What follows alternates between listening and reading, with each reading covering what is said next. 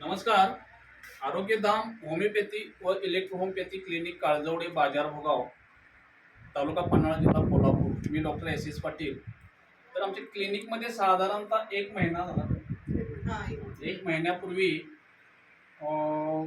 कसं नाव तिचं? वैजंता कोरवी, वैजंता कल्लापा कोरवी ही इचलकरंजी जवाहरनगरमधून तिच्या डोक्यात मेंदूमध्ये लहान लहान ट्यूमर आणि एक नसामध्ये असे फुगवट तयार झाले होते. थोडे असे ब्लिडिंग टाईप असं फिशर झाले होते आणि ब्रेन ट्यूमरसारखे ट्यूमर तयार झाल्यामुळं डॉक्टरांना त्यांनी दाखवल्यानंतर त्यांना साधारणतः डॉक्टरने सांगितलं याचं ऑपरेशन करता येणार नाही. ऑपरेशन केलं तर त्याला काहीतरी धोका होईल. आणि त्यानंतर त्यांनी बरेचसे डॉक्टरांच्याकडे ॲडमिट केली. सगळं केल्यानंतर तेच सांगितलं. तर आमच्याकडे आणल्यानंतर आम्ही अवघ्या तिला पहिल्या डोसमध्ये त्या मुलगीला उचलूनच आणली होती. तिला काय बोलता येत नव्हतं, करता येत नव्हतं. अशा कंडिशनमध्ये आम्ही तिला आमच्या क्लिनिकमध्ये आरोग्यधाममध्ये आणल्यानंतर तिला बरी केलेलं आहे. तर प्रत्यक्षी तिची आई बोलती, बहीण आहे, दाजी आहे तिचं, आणि भाऊ बोलते तिचं.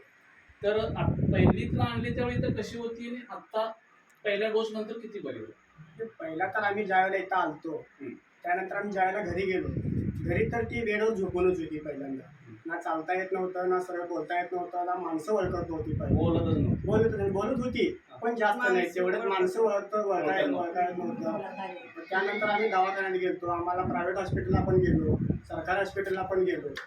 तर एवढं काय तिथं काय व्यवस्थित सोय झाली नाही. बरं काय सांगितलं तुम्हाला हॉस्पिटल ते एन्जिओग्राफी आणि MRI ते केलं आम्ही पहिल्यांदा. मग त्यानंतर सांगितलं की तिथे फुगवटा तयार झाला. मग ते फुगवटा कसा आहे, ते एक तर ते दुर्बीनद्वारे केलं पाहिजे, नसेल तर त्याला ऑपरेशन करता येत नाही. आणि दुर्बीनद्वारे केलं बारीक बारीक अशी गाठी झाली. हो, गाठी झाली. आणि दुर्बीनद्वारे जरी केलं तरी मी त्याला खर्च भरपूर होता आणि फक्त आम्हाला 10 ते 15% गॅरंटी दिली. गॅरंटी कमी दिली होती. म्हणजे 80% गॅरंटी नव्हतीच. मेंदूचं ऑपरेशन असल्यामुळे त्यांनी गॅरंटी कमी दिली. गॅरंटी कमी दिली. आणि महत्वाचं म्हणजे तेवढा खर्च करण्या इतपत पण आमची ऐपत नव्हती, ताकद पण नव्हती. आणि गॅरंटी महत्वाचं केला असतो खर्च, पण गॅरंटी कमी होती. किती 15 ते 20% गॅरंटी दिली होती. त्यानंतर आम्ही बरेच दवाखाने केलो, फाईल बिन फिरलो, इकडे तिकडं गेलो. मग कुठं काय आम्हाला काय व्यवस्थित काय निदान त्याचं काय लागलं, कोणी गॅरंटी दिली. गॅरंटी दिल्यानंतर मला कन्हेरी मठ हे सगळं आम्ही केलेलं आहे. तुम्हाला गॅरंटी काय दिली नाही? आम्हाला गॅरंटी अजिबात कोणीच दिलेलं नव्हतं. गॅरंटी फाईल घेऊन नाही म्हणला तर एक 10-15 हॉस्पिटलला फिरलो असेल. त्यानंतर कोल्हापूरमध्ये CPRला कमी कमी 8 ते 10 दिवस ॲडमिट होती पहिले. मग तिथे पण बघितले, तिथे पण उपचार काय व्यवस्थित झाला नाही. मग त्यानंतर आम्ही घरी घेऊन गेलो. होईल ते होईल मग डॉक्टरांनी सरळ सांगितलं याच्यावर उपचार आमच्याकडे नाहीच आहे. मला तरी वाटतं माझ्याकडे आणायच्या अगोदर तिला बोलता पण येत नव्हतं आणि काहीच नव्हतं. पाणी पचत नव्हतं, एवढं पाणी पचत नव्हतं, गोळी घातलेलं गोळी पचत नव्हतं, काही सुद्धा खात नव्हती ती. काय गोळ्या घातल्या तरी ती उलट्या, चालत तरी अजिबात नव्हतं. आणि असं चिकड्या मारत होती ती. कळा आलं म्हटलं की असं डोळं पांढरं करायची, वरडायची. आता कळा पण थांबले. आता कळा थांबले. आता सगळं आम्ही 80% सगळं आमचं परत पडलेलं आहे. होय, आम्ही डॉक्टरांचं पुण्यानं आमचं मुलगी आम्हाला परत मिळाली, तेच आम्हाला विनंती आहे. आमचं प्रयत्न फक्त आम्ही केला नाही. एक वेळ अशी झाली का नाही, घरातली सगळेजण आम्ही असं गप्प बसलेलो. सगळी म्हणत होती पाणी घाला, आंबे घाला, हे घाला. काय होते काय माहित नाही. गल्लीतली सगळी म्हणजे असं बाहेर थांबायचे, आम्ही आत थांबायचो. एक दिवशी मला कसं तर ते आमचा एक भाऊ आहे दिलीप कोरी म्हणून, असं त्याच्या वडिलांनी काहीतरी ते हृदयविकाराचा काहीतरी चालते इथं आलते तुमच्या इथं. मग त्यांनी मला कार्ड पाठवलेले तुमचं. मग असं एक एस पाटील म्हणून आहे काळवडी, म्हणजे रत्नागिरी रोडला असं काहीतरी आहे. आणि जाऊन तुम्ही येतं काय सहज येण्याशी बोललो मी की असं एक होमिओपॅथीचा दवाखाना आहे, जाऊया म्हणून. मग ते विचार करत आपला 2 दिवस गेला, जव्या करत मग एकदा फायनल केलो.